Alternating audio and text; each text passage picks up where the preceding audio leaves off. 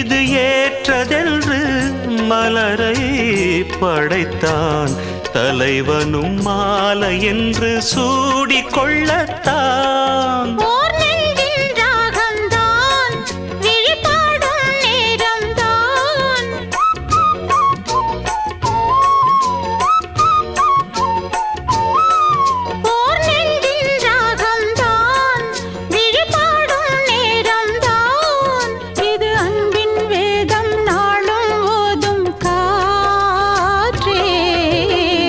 வைகை நதி ஓரம் பொன்மாலை நேரம் காத்தாடுது.